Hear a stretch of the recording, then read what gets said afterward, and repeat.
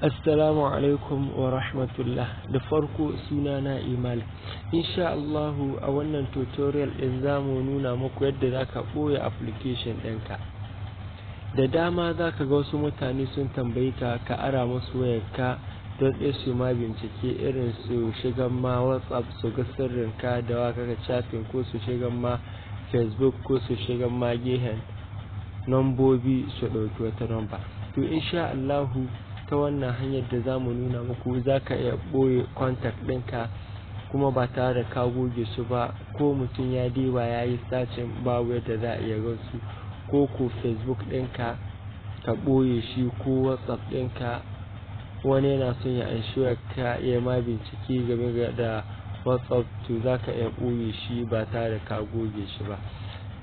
Ku biyo mu cikin wannan bidiyo. Amma don Allah, idan yau ne harkon zuwan ka channel ɗinmu, muna son ka muna subscribing kuma ka muna liking yadda bidiyon zai yaɗu yan uwa musulmai su amfana. Mu shiga cikin bidiyo. Da farko za ka matse screen ɗin wayarka, sai ka danne shi haka, zai nuno ma wa'anga gida kwara hudu, sai ka danna na ƙarshe ɗanga. Bancin ka danna shi ya bude, sai ka diba haka, zaka ga inda an rubuta freezer yana kashe, sai ka latsa ka kunna freezer. To ka kunna freezer, sai ka dawo haka. Bayan ka dawo huska, sai ka diba ka ga application din da an rubuta ma freezer. Bari mu diba mu gani application an rubuta ma freezer. Yawa, kun ga ganan ne mun samu application din da an rubuta ma freezer, sai ka shige shi. In ka shiga cikin freezer din ya bude, sai ka latsa na inda an sa add. To sai ka diba menene kake so ka boye. Yanzu bari mu yi maku haka, mu dawo baya. Kun ga yanzu in mun kai haka ga WhatsApp din mu, ko kuna gani dan mun yi searching.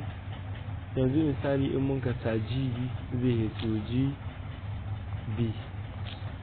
Kun ga ganin ya hito sanadiyan mun yi sace. Yanzu bari mu boye shi ko gani. Sai mu shiga nan, sai mu latsa. Zaka zo application ɗinka ta nuno masu wa nan ne, sai ka latsa GB shi ga so ka boye, sai ka latsa. Kun ga ganin ne mun latsa GB, sai mu latsa da ne inda an ka sa OK.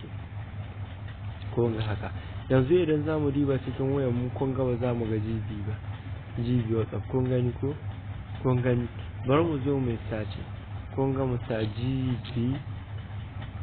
Kun ga ba mu ga komi ba, sanadiyar mun ɓoye shi kuma ba mu goge shi ba. Kun gani. To haka za ka yi. Duk application ɗin da ka so ka ɓoye, za ka iya koma ciki ne. Yanzu bari mu diba nan. Kun ga Facebook nan ne light. To bari mu yi sace. Kun gani ga ma yana farko ko LIFE live. OK, T ce ko light. Kun ga nan ne light. Kun ga hito ko? To bari mu je mu ɓoye shi, za ku ga ya ɓace. Yawa.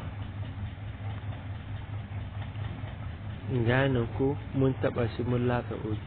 Kun ga yanzu in mun ka dawo gaban huskan mu, in mun ka riba, kun ga in mun sa LPE, kun ga bai hito ba. To haka za ka duk wani application da ka so ka ɓoye, sai ka ɓoye. Ita kuma freezer ga a aza sabon abu ne ta hita, sai ka ƙara yin haka, sai ka rufe ta, sai ka koma. Kun ga yanan ne haka, sai ka rufe. In ka rufe ka dawo fuska, ka gani ka babu freezer, kaga babu freezer. To duk application ɗin da ka so ka ɓoye, haka za ka yi. Mun gode da kallon wannan channel ɗin. Gar ku manta ku muna liking kuma ku muna subscribing yadda bidiyo zai watsu. Mun gode.